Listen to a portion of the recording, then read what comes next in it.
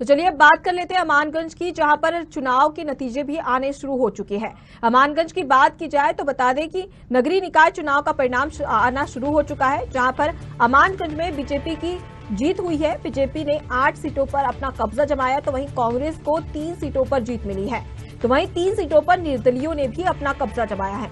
तो बड़ी जीत यहां पर बीजेपी को मिलती नजर आ रही है। बीजेपी को एक बड़ी जीत मिली है, क्योंकि 8 सीटों पर कब्जा बीजेपी ने जमाया है, तो वहीं पर कांग्रेस 3 सीटों पर ही सिमट कर रह गई है। बहरहाल निर्दलीय प्रत्याशियों ने भी 3 सीटों पर अपना कब्जा जमाया है।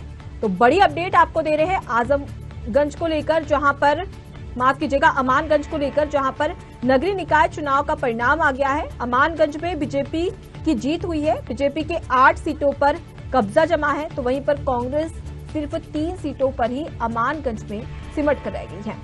बहरहाल निर्दलीय प्रत्याशियों ने भी अपनी विशेष भूमिका निभाई और इसी के चलते निर्दलीय प्रत्याशियों ने 3 सीटों पर कब्जा किया है। देखा जाए तो बीजेपी को एक बड़ी जीत यहां पर मिली है और बीजेपी अमानगंज पर अपना कब्जा जमाने में सफल हो पाई है। तो अमानगंज को लेकर एक बड़ा अपडेट हम आपको दे रहे हैं सिर्फ और सिर्फ साधना न्यूज पर, जहां पर अमानगंज को बड़ी जीत हासिल हुई है। बता दें कि 8 सीटों पर अपना कब्जा जमाया है बीजेपी ने, तो वहीं पर अगर 3 सीटों की बात की जाए तो 3 सीटों पर कांग्रेस सिमट कर रह गई और वहीं पर निर्दलीय प्रत्याशियों की बात की जाए तो निर्दलीय प्रत्याशियों ने भी 3 सीटों पर अपनी जीत हासिल की है। बहरहाल देखा जाए तो बीजेपी को एक बड़ी जीत यहां पर मिली है, क्योंकि 8 सीटों पर बीजेपी के तमाम प्रत्याशियों ने अपना कब्जा जमाया है। इसी खबर पर और भी जानकारी के लिए सीधे रुक करते हमारे साथ में आलोक, हमारे संवाददाता जुड़ गए हैं।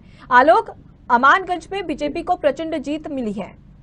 जी जी, यहाँ पे बीजेपी का परचम लहराया है और यहाँ पे बीजेपी ने 8 सीटों पर कब्जा जमाया है और 4 सीटों पर कांग्रेस और 3 सीटों पर निर्दलीय प्रत्याशी जीत कर आए हैं। जी, अगर जैसे बात की जाए तो बड़ी जीत हासिल हुई है बीजेपी को, लेकिन कांग्रेस को कहीं ना कहीं यहाँ पर हार का मुंह देखना पड़ा है। क्या बड़ी वजह मानी जा सकती है कांग्रेस की हार की?